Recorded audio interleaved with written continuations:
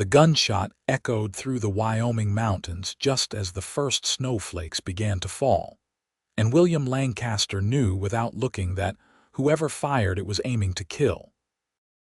He had been tracking the elk herd for 2 days now, riding through the rough terrain west of Lewiston with nothing but his bedroll and enough supplies to last a week. The November cold of 1883 had come early this year, and the sky had turned the color of old iron, threatening a storm that would blanket everything in white. William was 24 years old, lean and weathered from years of working cattle drives and living rough. His dark hair hung past his collar, and his blue eyes had the perpetual squint of a man who spent his days scanning horizons. The second shot rang out closer, followed by shouting. William urged his horse toward the commotion, his hand instinctively moving to the rifle in his saddle holster.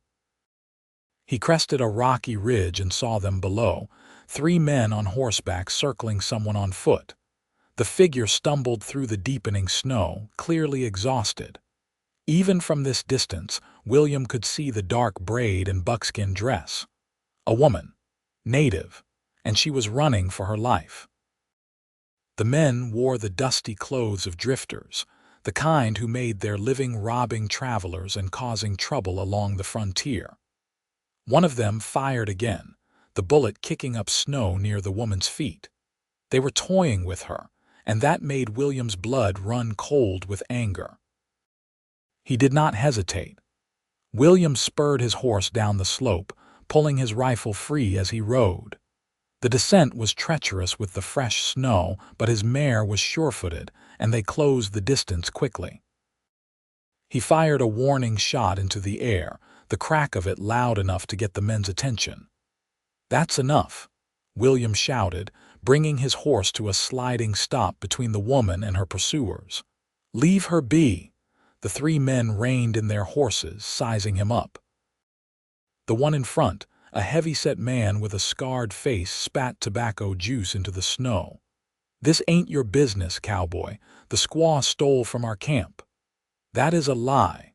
The woman's voice came from behind him, clear and defiant despite her breathlessness. "They attacked my horse and took my supplies." William kept his rifle trained on the men. "Seems like it's 3 against 1. Those odds tell me who's really doing the stealing here." The scarred man's eyes narrowed. "You want to die for some Indian girl you don't even know." "I don't want anyone to die," William said evenly. "But if you force the issue, I promise you will not like how this ends. Now turn those horses around and ride out of here." The tension stretched thin as wire. Snow fell harder now, the flakes catching in William's eyelashes. His finger rested on the trigger, his heart pounding but his hand steady. He had been in tight spots before, had faced down rustlers and wild animals, and once a bank robber who thought William's cattle drive would be easy pickings. He was still here, and they were not. Finally, the scarred man cursed and jerked his reins. "She ain't worth the trouble. Let's go." He looked at William with pure hatred. "But you watch yourself, Cowboy. Wyoming's a big territory, but it ain't big enough to hide in." The 3 men wheeled their horses and rode north, disappearing into the swirling snow. William watched until they were gone, then lowered his rifle and turned to face the woman he had saved. She stood in the snow, wrapped in a wool blanket that was threadbare and inadequate for the weather. Her face was beautiful despite the exhaustion etched into her features, with high cheekbones and dark eyes that assessed him warily. She looked to be around 20, maybe a year or 2 younger. Her lips were tinged blue from the cold. "Thank you," she said, her English accented but clear. "You did not have to help me." "Yes, I did," William said simply. He glanced at the sky. "Storm's coming in hard. Do you have shelter nearby?" She hesitated, clearly uncertain whether to trust him. "My camp was 2 miles east, but they destroyed it, scattered everything." William felt the temperature dropping by the minute. The wind picked up, driving the snow sideways. "We need to get out of this weather. There's a line shack about a mile south. Old trapper cabin. It is not much, but it will keep us from freezing. Us. I am not leaving you out here alone, and neither of us will survive the night without shelter." He held out his hand. "My name is William Lancaster. I work the cattle ranches around Lewiston when there is work. Right now, I am just trying not to freeze to death." She looked at his hand for a long moment, then took it briefly. Her fingers were like ice. "I am called Dawnlight Zimmerman. My father was a trader German. My mother is Shoshone. I was traveling to meet my family in their winter camp when those men found me." The surname surprised William, though mixed heritage was not uncommon in the territories. "Well, Miss Zimmerman, we need to move now. Can you ride?" "My horse ran off when the shooting started." "Then you will ride with me." William dismounted and helped her up into the saddle, then swung up behind her. She was shivering violently now, and he wrapped one arm around her waist to steady her while guiding the horse with the other. "Hold on. We will be there soon." They rode south into the teeth of the storm. The world turned white around them, visibility dropping to mere yards. William navigated by memory and instinct, following a deer trail he had used before. Dawnlight leaned back against him, seeking warmth, and he could feel how cold she was even through their layers of clothing. The cabin materialized out of the snow like a ghost. It was small and rough, built from logs chinked with mud, but it had 4 walls and a roof. William dismounted and helped Dawnlight down, then quickly led his horse to the lean-to shelter attached to the side.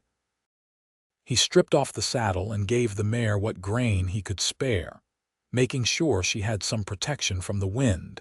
Inside the cabin, it was dark and only marginally warmer than outside. William found the old stone fireplace and was relieved to see a stack of dry wood someone had left behind.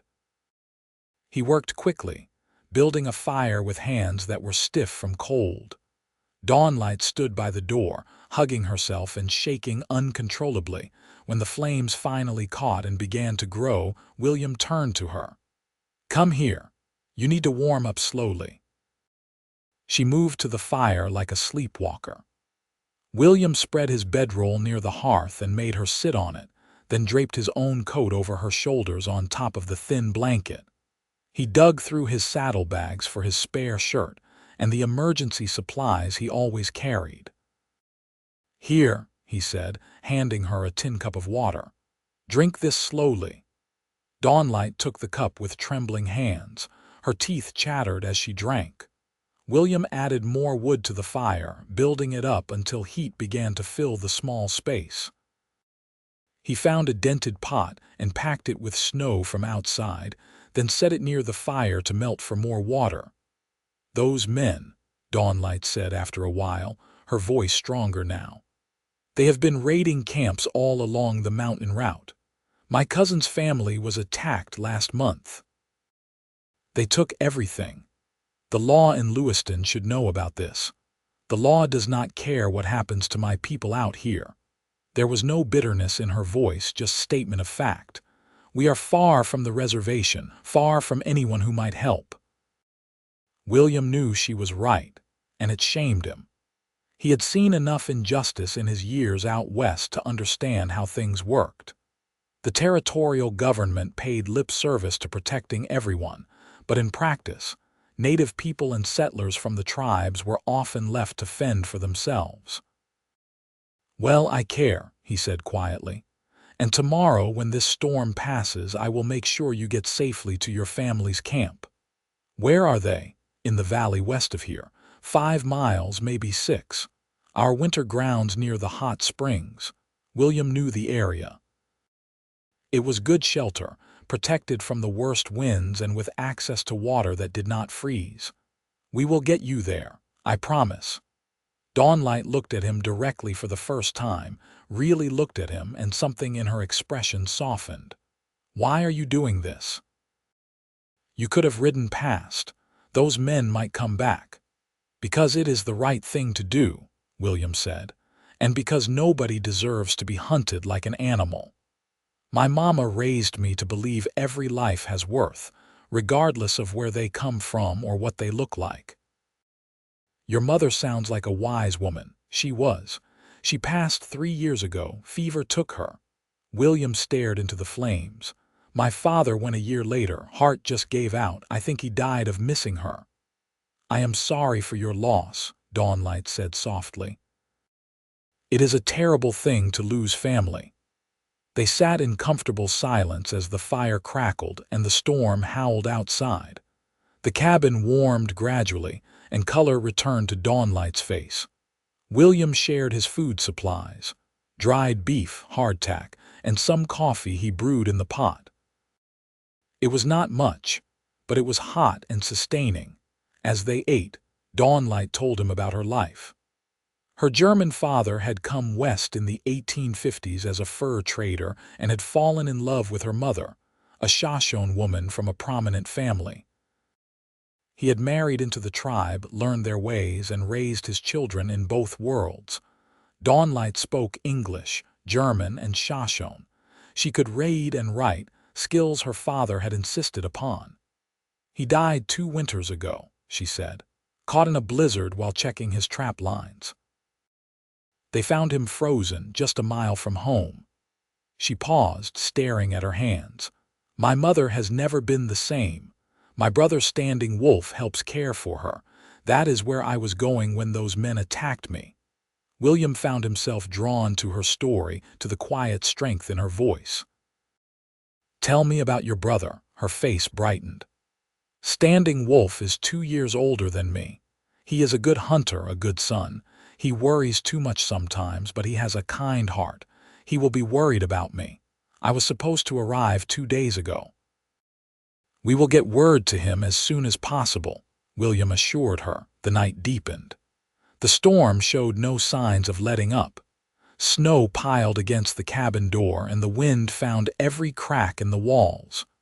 William kept the fire going, rationing the wood carefully. They had enough to last through the night if they were careful, maybe into the next day if the storm continued. Dawnlight's shivering finally stopped. She removed William's coat and tried to hand it back, but he shook his head. You keep it. I have my vest and the fire. You will freeze. I have been cold before. I will manage. She looked at him with those dark, penetrating eyes. You are a stubborn man, William Lancaster, so I have been told. He allowed himself a small smile, but stubbornness has kept me alive more than once. They talked late into the night, their conversation flowing easily despite being strangers hours before. William told her about growing up on a small farm in Missouri, about how the war had devastated their land even though he had been too young to fight. He spoke of coming west at 18, looking for work and a fresh start. He had worked cattle drives from Texas to Montana, had seen the great herds and the open plains before the railroads carved them up. Dawnlight listened intently, asking questions, laughing at his stories of mishaps on the trail. In turn, she shared tales of her childhood, of learning to ride before she could walk, of summers spent in the high country gathering plants with her mother and grandmother. She described ceremonies and traditions, the rhythms of a life lived close to the land and the seasons. William found himself fascinated. He had known native people before, had worked alongside them and traded with them, but he had never had this kind of conversation, this kind of connection. Dawnlight was intelligent and articulate, with a dry sense of humor that caught him off guard.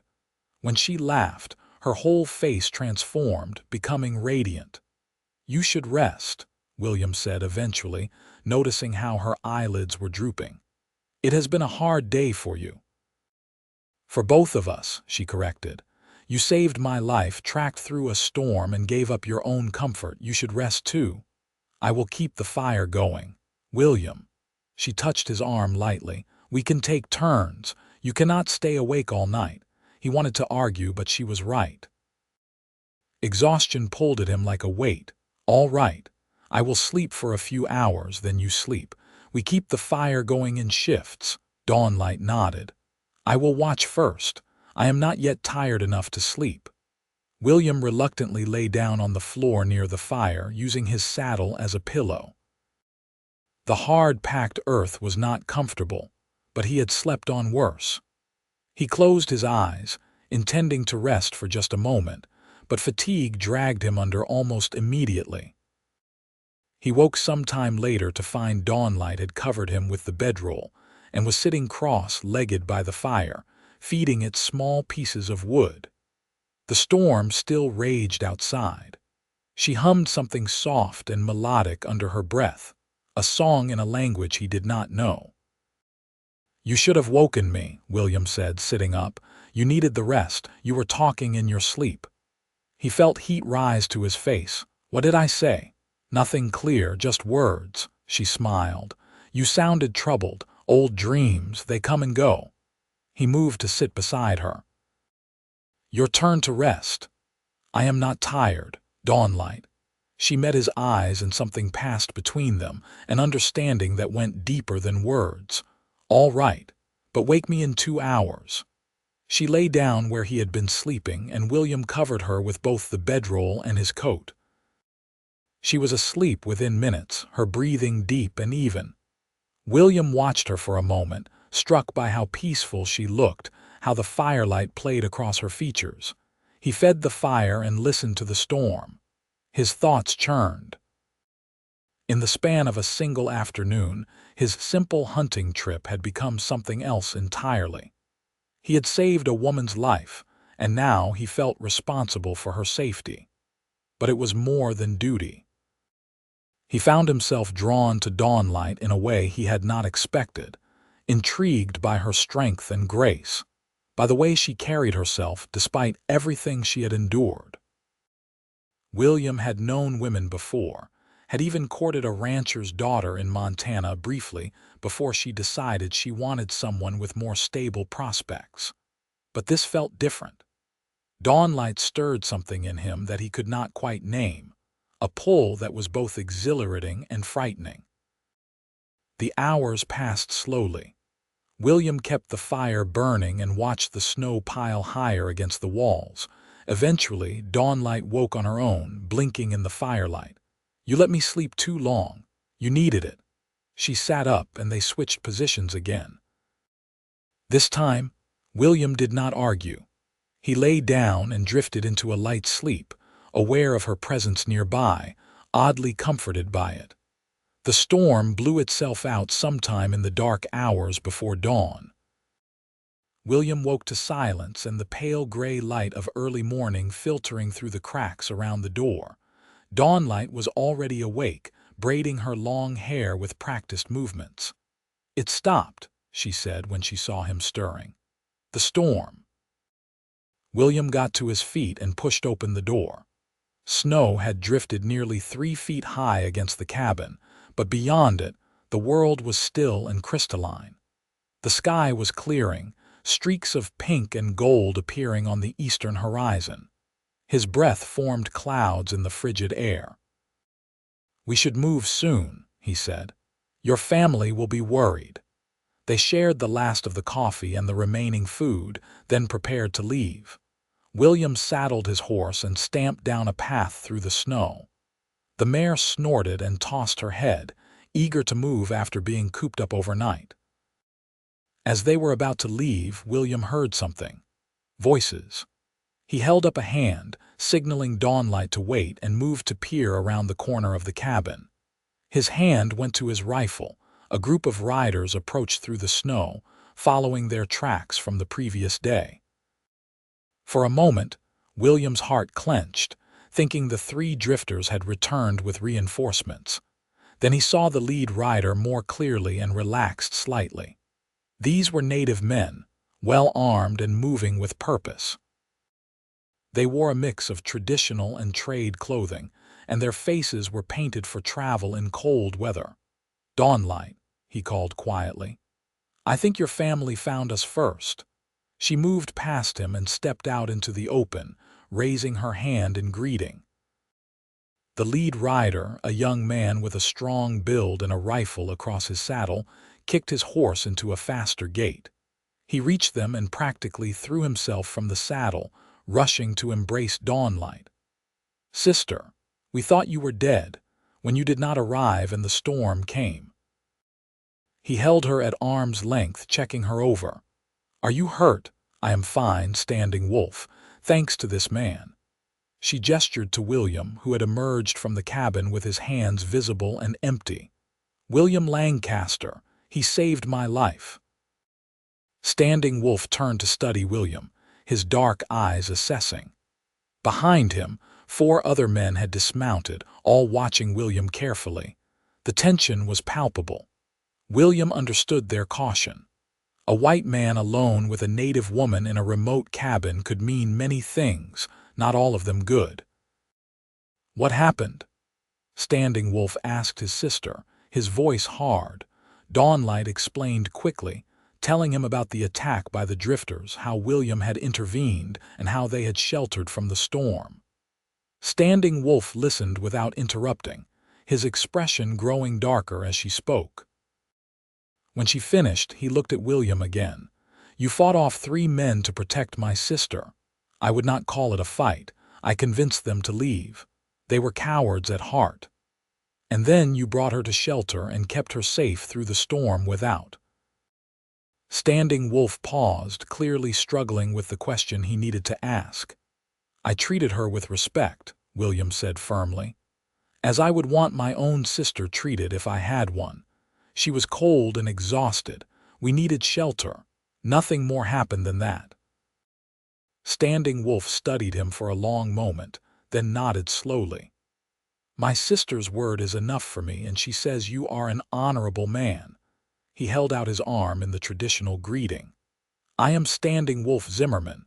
You have my thanks for protecting Dawnlight. Our family is in your debt." William clasped his arm. "No debt. I did what anyone should do." "But most would not have," one of the other men said. He was older, perhaps 40, with gray streaking his braided hair. "In these times, many white men would have left her to die, or worse." The truth of that statement hung in the cold air.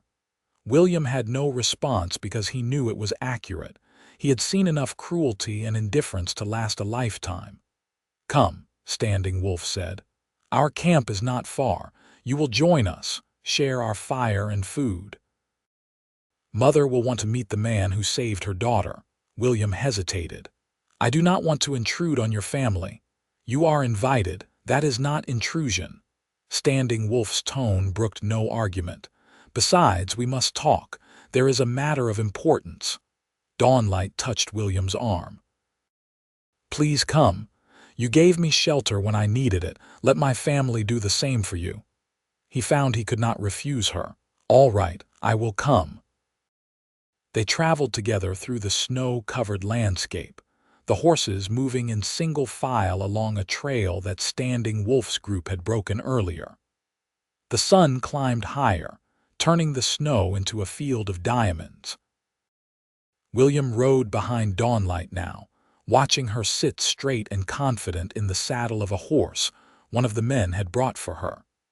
She belonged here in this wild country in a way he was only beginning to understand.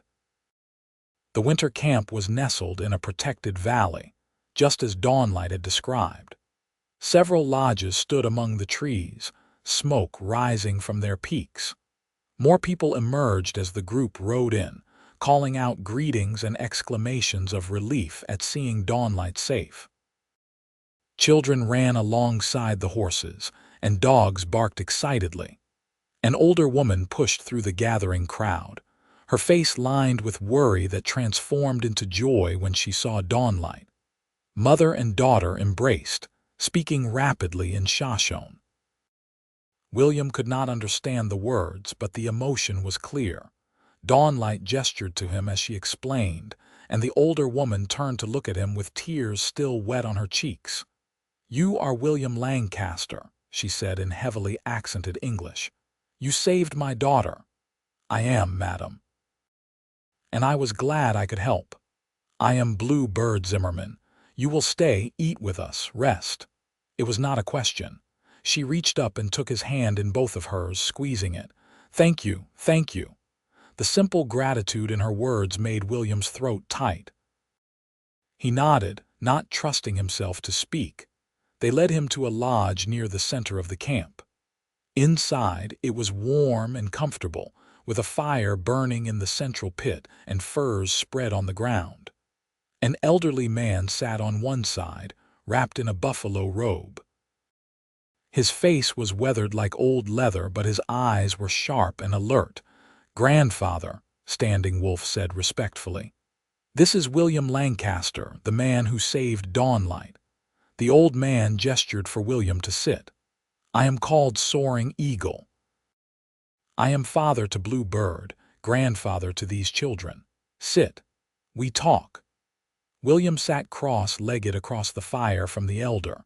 Dawnlight and Standing Wolf sat on either side of their grandfather while Blue Bird served food, a stew of meat and roots that smelled delicious.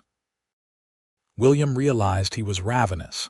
They ate in silence at first, observing the courtesy of sharing a meal. Then Soaring Eagle set down his bowl and fixed William with that penetrating stare. "You showed honor yesterday. You risked your life for someone you did not know. This is the mark of a good man. I did what was right. Many men know what is right, fewer do it." The old man paused. "You have no family," the directness startled William. "No, sir. My parents passed. I have no siblings, no wife. You work the ranches. When there is work, yes. I am good with cattle and horses. I can rope and track. I do what is needed." Soaring Eagle nodded slowly. "A man of skill. Good." He glanced at Blue Bird, then at Standing Wolf. Some silent communication passed between them. "I am old. I have lived many seasons, seen many changes. Not all of them good. Our world is not what it was. The buffalo are going. The old ways are harder to follow. We must adapt or vanish." William listened, uncertain where this was leading but sensing its importance. "My son-in-law, Heinrich Zimmerman, was a bridge between worlds," Soaring Eagle continued. "He respected our ways while teaching his children the ways of the white man's world. This was wise. Standing Wolf is a good hunter, a good provider, but he is one man. We need more strength, more connections to survive what is coming." The elder paused, his gaze moving to Dawnlight, then back to William. "You saved my granddaughter's life. You showed respect and honor. You are young, strong, skilled. You have no family ties. Tell me, William Lancaster, what are your intentions?" The question hung in the air like smoke. William's heart began to pound as he realized what was being suggested. "Sir, I am not sure what you are asking." "I think you are," Soaring Eagle said mildly, "but I will speak plainly. I have watched Dawnlight since she was born. She is intelligent, strong-willed, capable. She learned her mother's skills and her father's knowledge. She can live in both worlds, speak multiple languages, understand different peoples. But she is unmarried and she is 20 years old. In our tradition, this is not unusual, but I worry for her future." Dawnlight had gone very still, her eyes fixed on the fire. Standing Wolf watched his grandfather with an expression William could not read. "Yesterday, you protected her with your life," Soaring Eagle said. "You sheltered her, gave her warmth and food, treated her with respect when you could have done otherwise. This tells me about your character. So I ask you now, before this family, would you consider a union with Dawnlight? Would you join our family as Heinrich did, as a bridge between our people and yours?" The lodge was silent except for the crackling of the fire. William's mind raced. He looked at Dawnlight and found her watching him now, her expression guarded but with something vulnerable underneath. In her eyes he saw a question that matched her grandfather's words. William struggled to find the right words. "Sir, I am honored by your proposal, truly. But Dawnlight and I barely know each other. We spent one night in a cabin during a storm. Surely she should have a say in this." Surely she deserves someone of her own choosing. I do have a say, Dawnlight said quietly. Grandfather would not force me into a marriage I did not want. He is asking if you would be willing. I must also be willing. William met her eyes. And are you? She did not look away. I do not know you well enough to answer that yet. But I know you are brave and kind. I know you risked yourself for a stranger. These are good foundations. She paused. My grandfather speaks truth about the world changing. I have seen how native women are treated by some white men. I have seen the reservations, the broken promises. If I must marry, I would choose a man who respects my people, who would treat me as an equal. Yesterday, you showed me you might be such a man. Might be, William echoed, but you are not certain. No more than you are certain about me. A hint of a smile touched her lips. Yesterday you saved me from men who would have killed me. Today my family offers you a place among us, a wife, a home. I imagine this is not what you expected when you set out to hunt elk. Despite the tension, William found himself almost laughing. No. It is not. Blue Bird spoke up for the first time. In the old days, courtship was a slower thing. A young man would show interest, bring gifts, prove himself over time. The young woman would accept or refuse his attentions. Families would negotiate. Eventually, if all agreed, there would be a marriage ceremony. She looked at William kindly. This is rushed, I know, but these are not the old days. We must be practical. What my mother is saying, Standing Wolf interjected, is that we are not asking you to marry Dawnlight today, this moment. We are asking if you would be open to it. If you would stay with us for a time, let us know you and you know us. Let you and Dawnlight see if you suit each other. William took a deep breath. The proposal was both strange and logical. He had no obligations waiting for him in Lewiston, no pressing work until spring roundup. The winter stretched ahead, long and often lonely. Here was an offer of family, purpose, and the possibility of something more with a woman who had already intrigued him more than anyone he had met in years. What would be expected of me? He asked. If I stayed, you would work as any man in the camp works, Standing Wolf said. Hunt, provide, help with whatever is needed. You would learn our ways, our language. You would spend time with Dawnlight, properly chaperoned to see if you are compatible. If after the winter you both agree, there would be a marriage ceremony. If not, you would part as friends, no obligations. And if we did marry, what then? Soaring Eagle leaned forward. Then you would be family, truly, part of our people. You would have a voice in our councils, a place in our community. Your children would be raised in both traditions, as Dawnlight and Standing Wolf were. You would help us navigate the white man's world while keeping the best of our own ways. It was, William realized, an extraordinary offer. But it was also intimidating. This is a great deal to consider. Yes, Soaring Eagle agreed. Take time, think. We do not need an answer this moment. Rest here today, tonight. Let yourself feel if this is right. William nodded slowly. I appreciate your patience. The gathering dispersed after that, though William could feel the weight of the entire camp's curiosity. He was given space in Standing Wolf's lodge, a comfortable spot near the fire with furs to sit on and privacy when needed. Standing Wolf himself proved to be good company, showing William around the camp and explaining how things worked. I know this must seem strange, Standing Wolf said as they walked between the lodges. A family proposing marriage after one meeting. It is unusual, William admitted. But I understand the reasoning, practical considerations. It is more than that. Standing Wolf stopped and turned to face him. I watched my father with my mother. He loved her truly, deeply. They chose each other despite the differences between their worlds. That is what grandfather hopes for Dawnlight.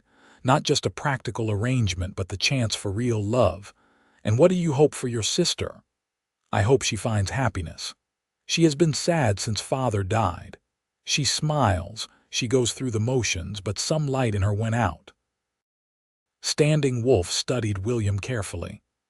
Yesterday, when we rode into camp and I saw her with you, I saw that light flicker back to life. Just for a moment, but it was there.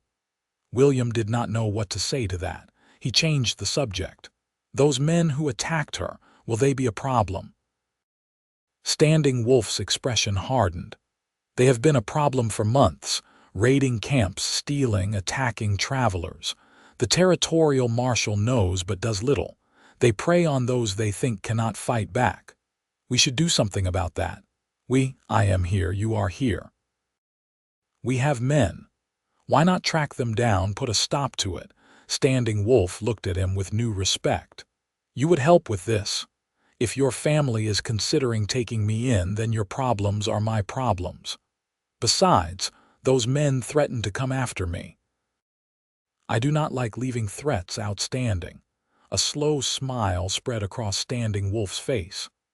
I think I am beginning to like you, William Lancaster. Come, let us talk to the other men. If we are going to do this, we should do it right. The rest of the day passed in planning. William met the other men of the camp, including the 4 who had ridden out with Standing Wolf that morning. They were cautious at first, but as William shared his knowledge of tracking and talked about confronting the drifters, they warmed to him.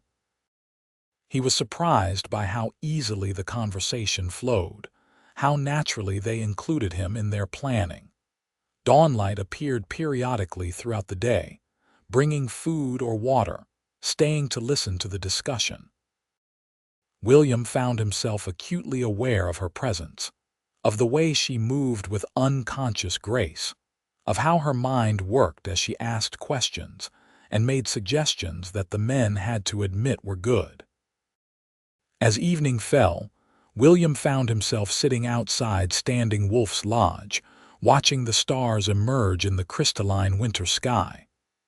The cold was intense, but the air was still, and the fire nearby provided enough warmth. He was thinking about everything that had happened, trying to sort through his tangled feelings when Dawnlight approached. "May I sit?" she asked. Of course. She settled beside him, close enough that he could feel her warmth but not touching. For a while they sat in companionable silence. Then she spoke. "I want you to know that I did not ask my grandfather to make that proposal. I was as surprised as you, I know, I could see it on your face. But I also did not stop him because—" She paused, searching for words. "Because I think there might be something here, between us. I felt it in the cabin during the night. A connection. I do not know if it is enough to build a life on, but I would like the chance to find out." William turned to look at her. In the firelight she was beautiful, but it was more than that. There was an openness in her expression, a courage in speaking her truth that moved him. "I felt it too," he admitted. "I have not been able to stop thinking about you since we left the cabin, not just about your beauty, though you are beautiful, but about your spirit, your strength. The way you laughed even after everything you went through. The way you looked at the storm like it was just another challenge to overcome." Dawnlight smiled, and it transformed her face. "My father used to say that life is full of storms. Some you can predict, some surprise you. But all of them pass eventually. The key is to find good shelter and wait them out." Wise man. He was. I miss him every day. Her smile faded. He would have liked you, I think. He believed people should be judged by their actions, not their appearance or background. You proved your worth yesterday. I just did what needed doing. Exactly. Many men talk about honor and courage. Fewer actually live it. She met his eyes. "If you decide to stay, to try this thing my grandfather proposed, I will be open to it. I will try to be a good companion to you. But if you decide to leave, I will understand. This is a lot to ask of anyone." William reached out and took her hand. It was bold, perhaps too bold, but it felt right. Her fingers intertwined with his, warm and strong.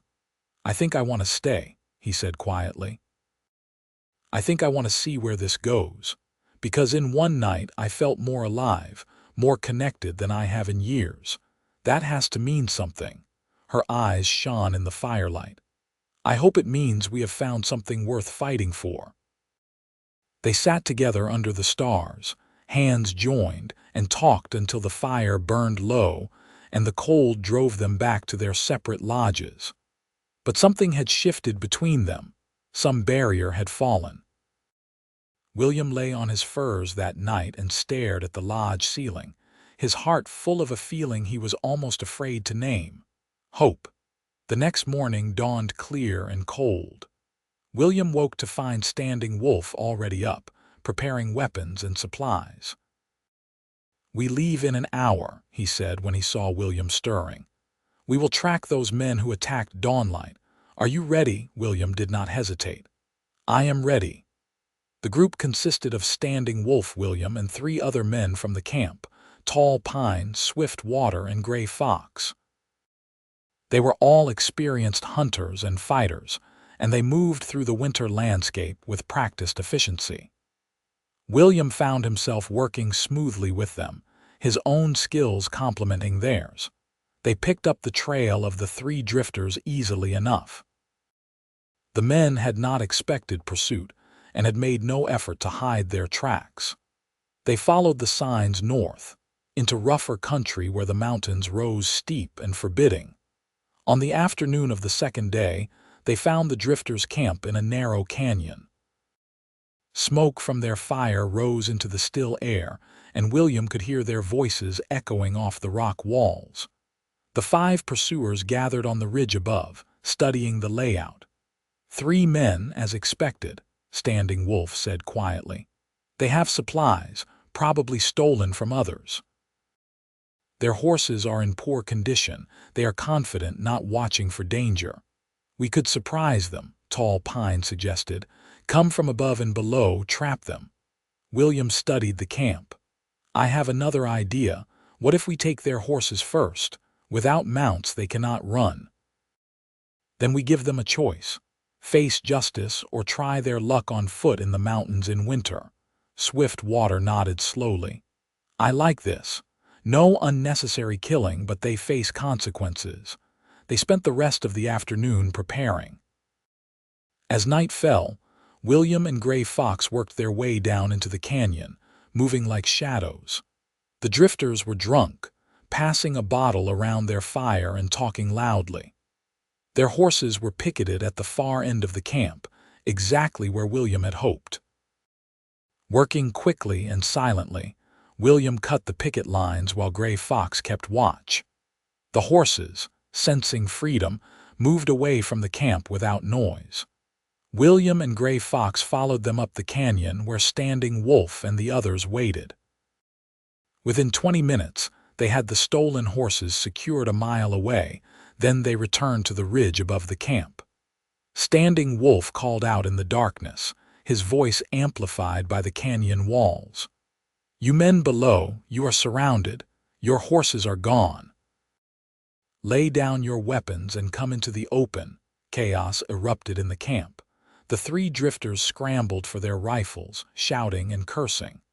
The scarred man William recognized from before fired blindly up at the ridge. The bullet struck rock 20 feet from anyone. That was foolish. Standing Wolf called again. "We have the high ground, we have your horses, and we outnumber you. You have one chance. Surrender now." A tense minute passed. Then the scarred man shouted back, "Who are you? What do you want?" William stepped to the edge of the ridge where the firelight would illuminate him. "You remember me. You threatened a woman 2 days ago. I told you to leave. You should have listened." Recognition and fear crossed the scarred man's face. "You brought Indians down on us. I brought justice. These men are the family of the woman you attacked. They have every right to see you pay for your crimes. Now put down your weapons and surrender, or we will leave you here with no horses, no supplies, and winter coming down hard. How long do you think you will last?" The 3 men conferred frantically. They knew their position was hopeless. Finally, Reluctantly, they set down their rifles and stepped away from them, hands raised. Standing Wolf and his men descended into the camp, keeping their weapons trained on the prisoners. William followed, his own rifle ready. Up close, the drifters looked pathetic, dirty and disheveled and clearly terrified. "You have been raiding camps along the mountain trails," Standing Wolf said. "Stealing, threatening, attacking innocent people. This ends now. What are you going to do to us?" The scarred man asked, his bravado gone. "That depends. Have you killed anyone?" The three men looked at each other. "No," the scarred man said finally. "We robbed folks, scared them, but we did not kill nobody, I swear." Standing Wolf looked to his companions. They searched the camp and found stolen goods, blankets, tools, food supplies, and several items that clearly belonged to native families. But there was no evidence of murder. "Here is what will happen," Standing Wolf decided. "We take all the stolen goods. We take your horses and weapons. We leave you your coats, 1 blanket each, and enough food for 3 days. There is a trading post 15 miles northeast of here. You can walk there if you start now and do not stop, or you can take your chances in the wilderness. The choice is yours." "That is a death sentence." One of the other drifters protested.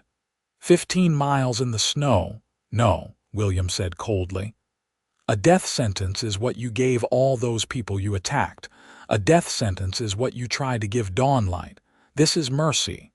More than you deserve."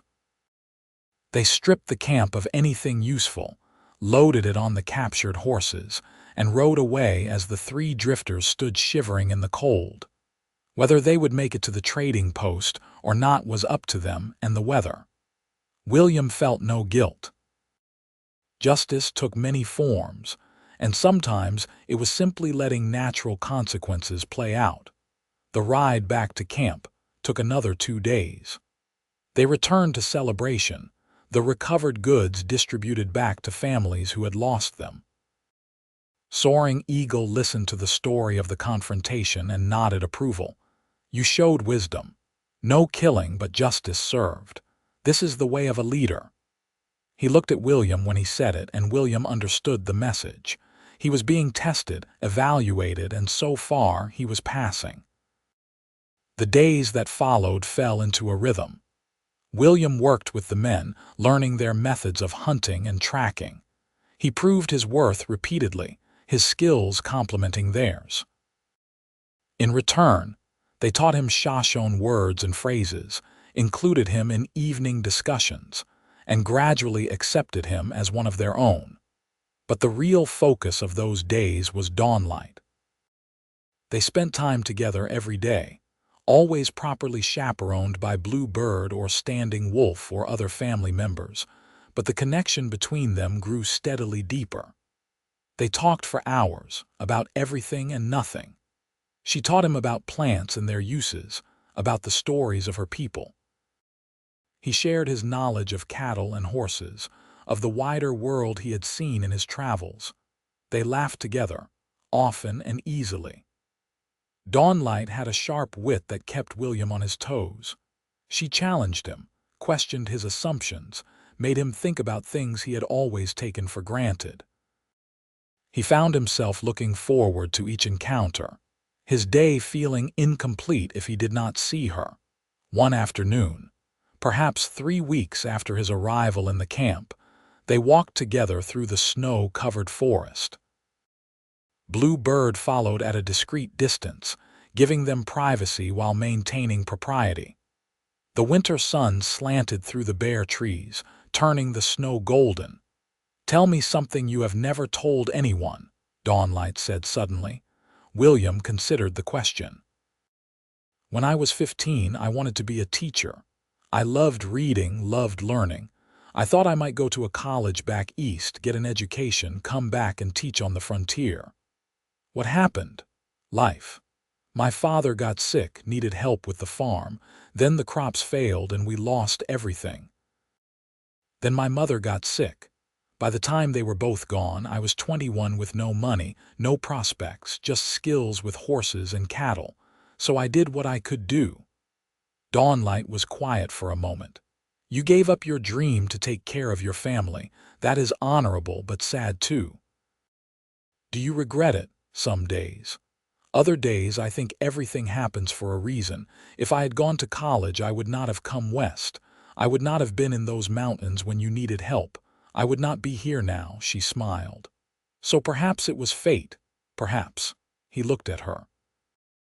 "Now you tell me something you have never told anyone." She thought for a long time. "Sometimes I am afraid that I do not fully belong anywhere. I am not white enough for the white world, not traditional enough for the old ways. I exist between worlds, and sometimes it feels lonely." William stopped walking and turned to face her fully. "I know exactly what you mean. I left Missouri, but I am not really a Westerner. I work ranches, but I am not a rancher. I have lived my life between places, never quite fitting." He reached out and touched her face gently. "Maybe that is why we fit together. We both understand what it is like to be between worlds." Dawnlight leaned into his touch, her eyes closing briefly. When she opened them, they were bright with emotion. "I am falling in love with you, William Lancaster. I did not expect it to happen so fast, but it is happening anyway." His heart seemed to stop and restart. "I am falling in love with you too. I have been fighting it because it scares me. I have never felt this way before. I scare you, terrify me. Because if I let myself love you completely, I am trusting you with everything I am, and if I lose you—" He could not finish the sentence. "You will not lose me." She put her hand over his, pressing it against her cheek. "I am right here. I am choosing you, William. Every day I am choosing you." He kissed her then, softly and carefully, mindful of Blue Bird watching from a distance. It was their first kiss, and it felt like a promise, like a beginning. When they parted, Dawnlight was smiling, radiant in the golden light. "I think we should tell grandfather we have decided," she said. "Decided to marry, if you are ready." "Because I am ready." William laughed, joy bubbling up inside him. "Yes, I am ready, absolutely ready."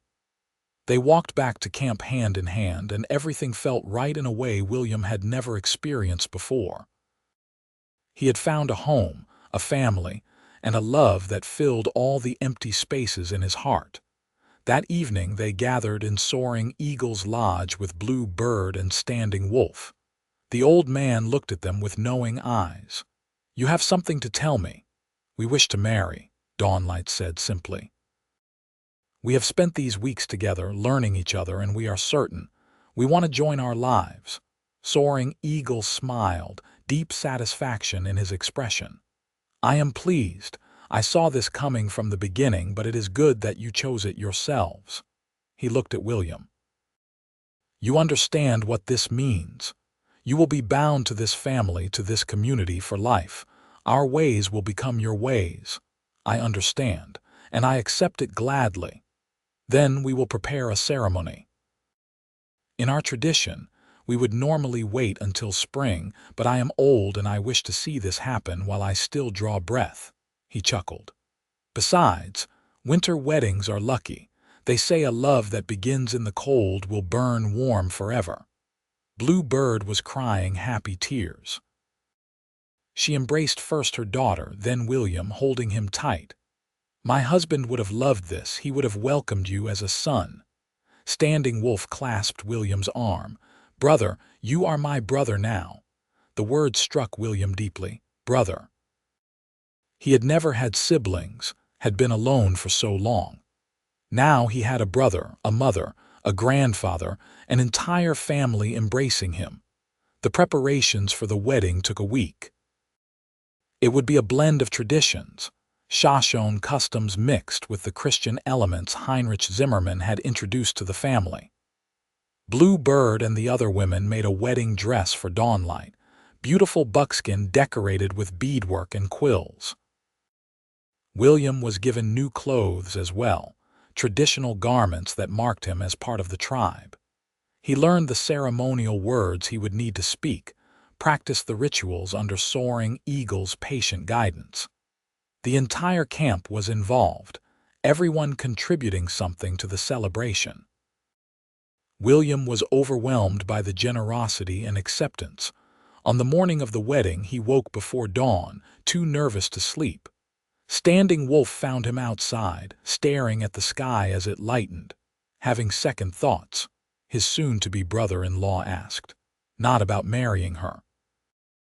"Just hoping I do not mess up the ceremony." Standing Wolf laughed.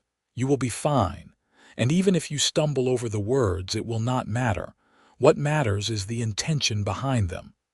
I intend to love her for the rest of my life, to honor her, protect her, be worthy of her." "Then you will do well." Standing Wolf paused. "You know, when father first came to our family, my mother's brothers were not sure about him. A white trader wanting to marry into the tribe. They were suspicious. But he proved himself through his actions, through his respect and his love. By the time he died, he was more Shoshone than German, at least in his heart. I see the same possibility in you. I hope I can live up to his example. You already are." The ceremony took place at midday, when the sun was highest and the light most pure. The entire camp gathered in a circle, with Soaring Eagle presiding.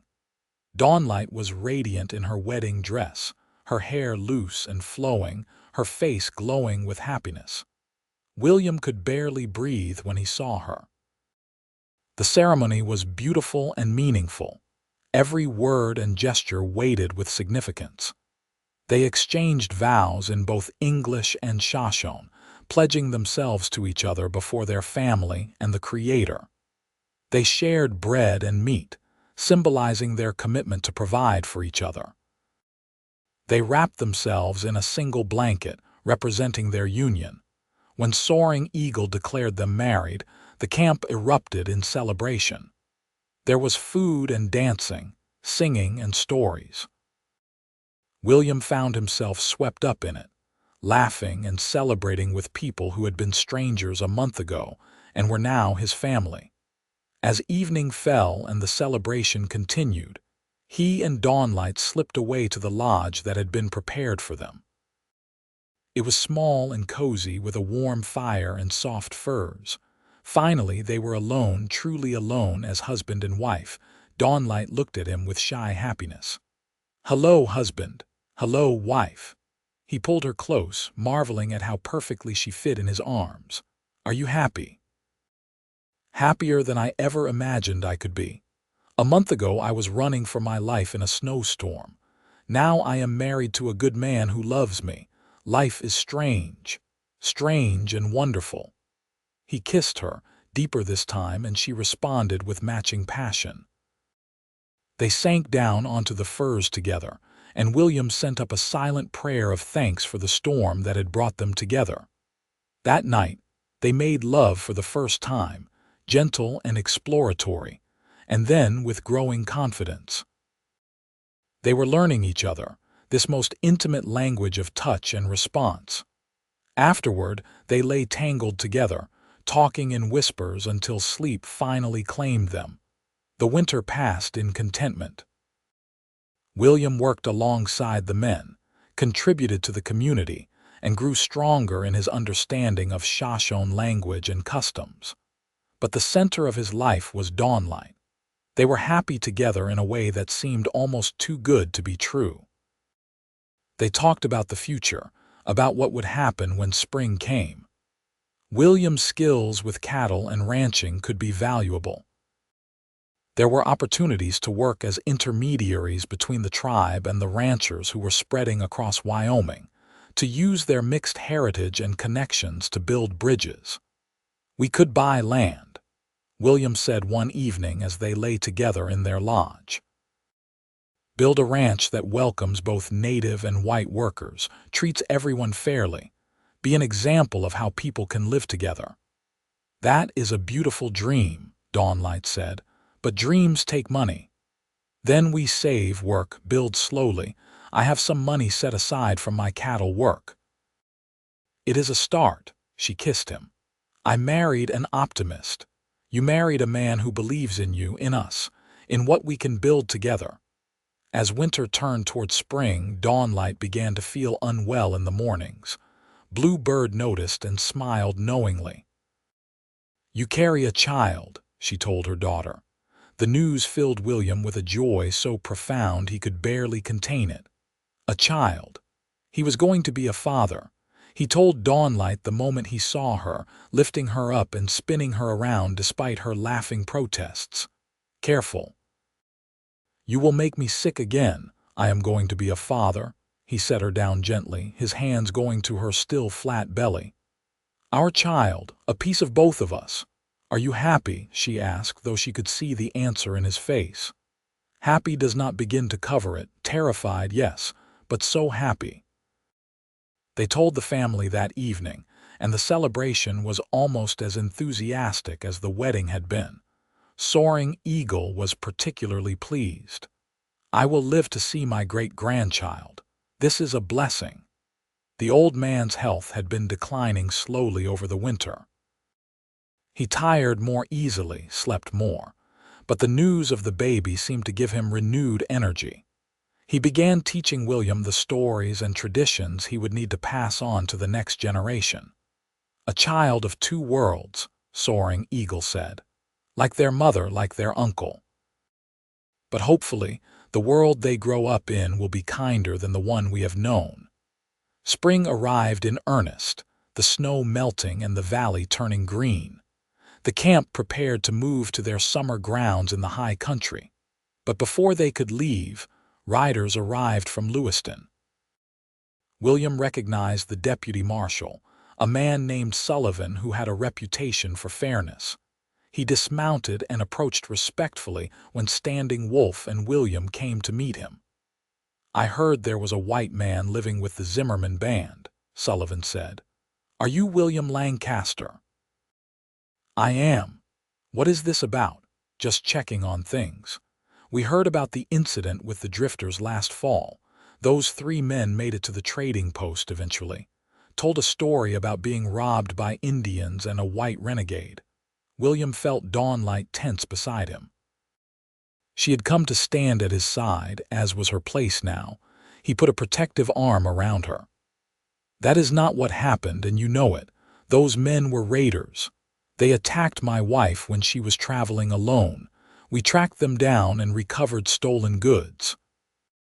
We let them live and gave them a chance to reach safety." Sullivan studied them both. "I figured it was something like that. Those 3 have caused trouble up and down the territory, but I had to check it out, make sure no laws were broken. None were. We handled it ourselves because the law was not available." The deputy nodded slowly. "I heard you married into the family. That true?" William gestured to Dawnlight. "This is my wife, Dawnlight Lancaster. We married in December according to her people's traditions. You will want to register that with the territorial government if you have not already. Make it legal in White Eyes too. Protects her, protects any children." It was good advice, and William appreciated the thought behind it. "We will do that. Is there anything else?" "Just this. Things are changing in Wyoming. More settlers coming, more pressure on the tribes. The government is pushing for everyone to move to the reservations. There is talk of new restrictions, new laws." Sullivan looked uncomfortable. "I am telling you this as a courtesy. Your family should be prepared. Life out here the old way. It might not be possible much longer." The words cast a shadow over the camp. Standing Wolf and Soaring Eagle had heard the conversation, and their faces were grim. William thanked the deputy for his honesty, and Sullivan rode away, leaving them to contemplate his warning. That evening, the family council met to discuss the future. Soaring Eagle spoke first. "We have known this was coming. The world is changing faster than we can change with it. We must make decisions." "We could move to the reservation," Bluebird said reluctantly. "We would have protection there, rations, and lose our freedom," Standing Wolf countered. "Lose our right to live as we choose." "There is another option," William said carefully. All eyes turned to him. "What if we bought land? registered it legally with the territorial government, built a ranch that could support the family. We would still have freedom to live as we choose, but we would have legal protection too. That takes money, Tall Pine pointed out. I have some savings. Not enough for much land, but maybe enough for a start. And if we raise cattle, if we work with the other ranchers instead of against them, we could build something sustainable. Soaring Eagle studied William with those sharp eyes. You would do this. Use your money for the family. It is our money now, Dawnlight's and mine, and our child will need a future. All our children will. This could be that future. The discussion continued late into the night. Not everyone was convinced, but William's passion and practical planning won many over. Finally, Soaring Eagle raised his hand for silence. We will try this thing. William and Standing Wolf will go to Lewiston, investigate land for sale, talk to the territorial offices. The rest of us will prepare for summer camp as planned. But we will be ready to change course if this plan proves possible. It was decided. 2 days later, William and Standing Wolf rode into Lewiston, William's first time back in the town since the previous fall. It looked different to him now, smaller and rougher than he remembered. He saw it through new eyes, with a new understanding of how it must appear to native people who were increasingly pushed to the margins. They registered William and Dawnlight's marriage first, making it legal in the eyes of the territorial government. The clerk looked surprised but processed the paperwork without comment. William walked out with an official marriage certificate, a piece of paper that made their union legitimate in both worlds. Then, they began investigating land. The Territorial Land Office had holdings for sale, parcels that the government was eager to settle. William found a section of rangeland about 10 miles from Lewiston, near good water and with enough grazing to support a decent herd. It was affordable, just barely, with his savings. We could make this work, Standing Wolf said as they surveyed the land on horseback. Build a house here, corrals there, good grass, good water. Yes, this could work. They made the purchase, William's name on the deed but with Standing Wolf listed as a partner in the ranch operation. It protected the family's interest while navigating the legal complexities of native land ownership. Walking out of the land office with the deed, William felt the weight of responsibility settle on his shoulders, but he also felt pride. This was the beginning of something important. They returned to the summer camp with news of their success. The family was cautiously optimistic. Plans were made to move to the ranch land before winter, to build a proper house and outbuildings. It would be hard work, but they were no strangers to hard work. Dawnlight's pregnancy progressed through the summer. She remained healthy and strong, working alongside the other women even as her belly grew round. William was constantly amazed by her resilience, by the way she took everything in stride. I am not fragile, she told him one evening when he tried to stop her from carrying water. Women of my people have been having babies while living active lives for generations. Our child will be fine and so will I. I know. I just worry. She softened, touching his face gently. I know you do. It is sweet, but trust me to know my limits. He learned to step back, to trust her judgment. It was a good lesson in partnership, in respecting her knowledge and capabilities even while wanting to protect her. In early September, as the aspen leaves turned gold in the high country, Dawnlight went into labor. Blue Bird and the other experienced women took over, sending William and Standing Wolf away with instructions to stay busy and out of the way. William paced anxiously, unable to focus on anything else. Standing Wolf sat him down forcibly. You must calm yourself. Dawnlight is strong. Mother and the others know what they are doing. Your job now is to wait and trust. I have never been good at waiting. Then learn. You are about to become a father. Patience is the first lesson of parenthood. The labor lasted through the afternoon and into the evening. Just as the sun set, William heard the cry of a newborn and his heart leaped. Blue Bird emerged from the lodge, smiling broadly. "You have a son. Strong and healthy. Come meet him." William's legs were shaking as he entered the lodge.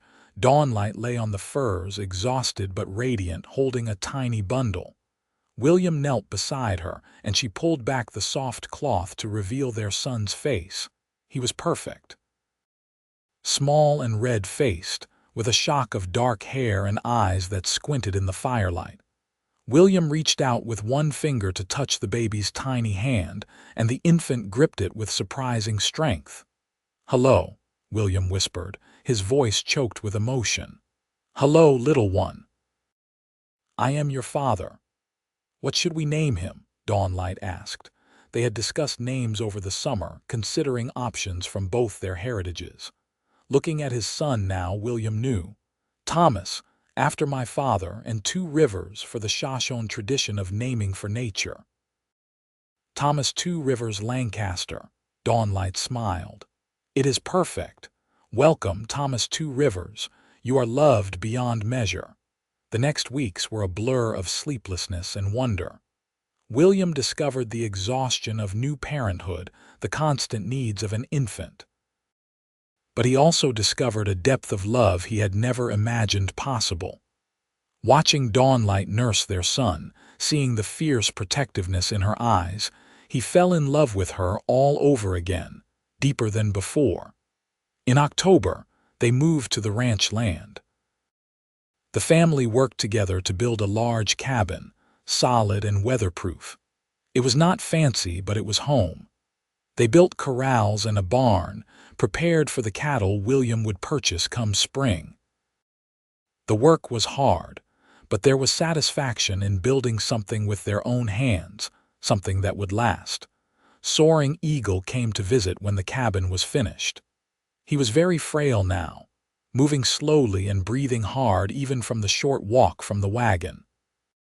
But his eyes were bright as he looked around. "This is good," he said. "You have built a bridge between worlds, William Lancaster, a place where both peoples can live and work together. This is what we need." 2 weeks later, Soaring Eagle passed quietly in his sleep. The family mourned deeply, but there was also a sense of rightness to his passing. He had lived a long life, had seen his granddaughter happily married, had held his great-grandson. He died knowing his family would survive the changing times.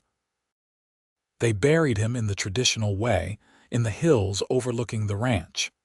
Standing Wolf carved a marker, and William said words in both English and the Shoshone he had learned. It felt fitting, this blending of traditions, honoring the old while embracing the new. Winter settled in, and the Lancaster family weathered it together in their new home. Blue Bird lived with them, helping with Thomas and becoming the grandmother William had never had. Standing Wolf built his own cabin nearby, and other family members began to drift in, building homes on the ranch land, creating a small community. By spring, they had the beginning of a herd cattle William purchased with money earned from working other ranches over the winter.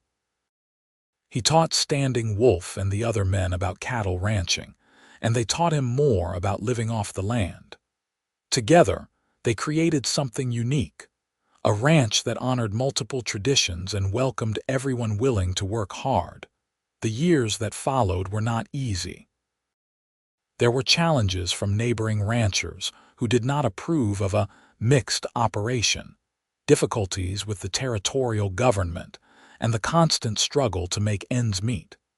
But William and Dawnlight faced everything together, supported by their growing family and community. Thomas grew into a bright, energetic boy who spoke 3 languages by the time he was 5.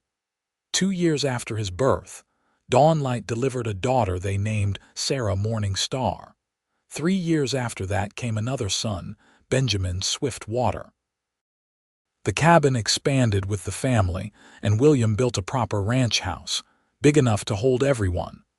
The ranch prospered slowly but steadily. Their reputation for fair dealing and quality cattle spread. William negotiated contracts with the railroad, with the territorial government, becoming known as someone who could bridge the divide between native and white communities. It was not always comfortable, being between worlds, but he and Dawnlight had learned to navigate it. One evening, perhaps 10 years after that snowy November night when they first met, William and Dawnlight sat on the porch of their ranch house, watching the sunset paint the mountains gold and red. Their children played in the yard, and the sounds of family filled the air. "Do you remember the night we met?" William asked, taking Dawnlight's hand. "Every detail, the snow, the cold, the fear, and then you appeared like something out of a story, my unexpected savior." "I was just doing what was right," she smiled. "You always say that. But what was right changed my entire life. Gave me this." She gestured to the ranch, the family, the life they had built. "It gave me everything too. Before that night I was drifting, alone. Now I have purpose, family, love. All because of a snowstorm and a woman brave enough to keep running even when she was being hunted." "We saved each other," Dawnlight said softly. "That is the truth of it. You saved me from freezing that night, but I saved you from a lonely, empty life. We were both lost, and we found each other." William pulled her close, and they sat in comfortable silence as the sun sank below the horizon. Thomas ran up to the porch, followed by his younger siblings. "Papa, Mama, come see," Thomas called. "Uncle Standing Wolf is teaching us to rope." They rose and walked hand in hand into the yard, joining the family gathered there. Blue Bird sat in a chair, holding the newest edition, a baby girl named Margaret Dawnlight who had arrived just 3 months ago. Standing Wolf was indeed teaching the older children to rope, his patience with them evident and touching. This was their life now. Messy, loud, full of challenges and joy in equal measure. It was not the life William had imagined for himself as a young man working cattle drives, and it certainly was not the life Dawnlight expected when she fled those attackers in the snow. But it was their life, built together through love and determination, a testament to what could happen when two people from different worlds chose to create something new. Years continued to pass. The ranch grew into a successful operation, supporting not just the immediate family but the whole community that had grown around it. Thomas grew into a young man who spoke of going to college, of studying law to help protect native rights. Sarah showed promise as a rancher, with a natural way with horses and cattle that reminded William of Dawnlight. Benjamin was quieter, more scholarly, spending hours reading every book he could find. Margaret, still young, seemed to have inherited the best qualities of both her parents, William's determination and Dawnlight's grace. William and Dawnlight aged together, silver threading through their hair, lines deepening on their faces, but their love never diminished. If anything, it grew stronger with each passing year, tempered by shared struggles and sweetened by shared joys. They became known throughout Wyoming, not just for their successful ranch but for their work bringing communities together. When conflicts arose between native peoples and white settlers, William and Dawnlight were often called upon to mediate. Their home became a meeting place where people who would not normally speak could find common ground. Standing Wolf married eventually to a woman from another Shoshone band and built a family of his own on the ranch land. Blue Bird lived to see all her grandchildren grown and several great-grandchildren born, passing peacefully at the age of 78, content and surrounded by family. One summer evening, when William was 50 and Dawnlight 46, they rode out together to the spot where Soaring Eagle was buried. Their children were grown now, Thomas away at university, Sarah running much of the ranch operation, Benjamin teaching at the school they had built for the community's children, and Margaret preparing to join Thomas at college. They sat on the hillside as the sun set, the valley spread out below them. The ranch was visible in the distance, smoke rising from chimneys, the neat corrals and buildings testament to decades of work. He would be proud, Dawnlight said, knowing William would understand she meant her grandfather. We built the bridge he hoped for. We did, together. It has not been easy. Nothing worthwhile is easy. She leaned against him. But it has been good, full of love and meaning. I would not change a single moment. Not even that night running through the snow being hunted. She considered, then shook her head. Not even that, because it brought me to you. Everything else grew from that moment. The fear, the cold, the danger, they were all worth it for what came after. William kissed her temple. I love you, Dawnlight Lancaster. I have loved you since that first night, though I was afraid to admit it, and I will love you until my last breath and beyond. And I love you, my unexpected cowboy, my savior, my partner in all things. You gave me shelter from the cold that night, but you have given me warmth every day since. They sat together as darkness fell, two people who had found each other against all odds and built something lasting. Their story had begun with a gunshot and a snowstorm, with fear and cold and the kindness of a stranger. It had transformed into a love story that spanned decades, a family saga that bridged cultures, a legacy that would continue through their children and grandchildren. The ranch below grew quiet as night settled in. Lights appeared in windows, welcoming and warm. Somewhere, a grandchild laughed. The sound carried on the evening air, a promise of the future. William stood and helped Dawnlight to her feet. Hand in hand, as they had walked countless times over the years, they made their way back down the hill toward home. Toward the life they had built together, the family they had created, the love that had sustained them through every challenge. Behind them, the stars began to emerge, brilliant against the darkening sky. The same stars that had watched over a desperate woman running through snow, over a cowboy who chose to help when he could have ridden past, over the shelter where two strangers became something more. The Wild West was changing, would continue to change. The old ways were fading, the frontier closing. But love endured, family endured. And the story of William and Dawnlight Lancaster would be told for generations. A reminder that sometimes the greatest adventures begin with a single choice to help a stranger in need. And that love can blossom even in the coldest of winters, warming hearts for a lifetime. Their ranch continued to thrive long after William and Dawnlight were gone, passed down through generations, each adding their own chapter to the story. But it all began that November night in 1883, with a gunshot, a snowstorm, and two people whose lives intersected at exactly the right moment to create something beautiful and lasting. And in the end, that was the truest thing of all.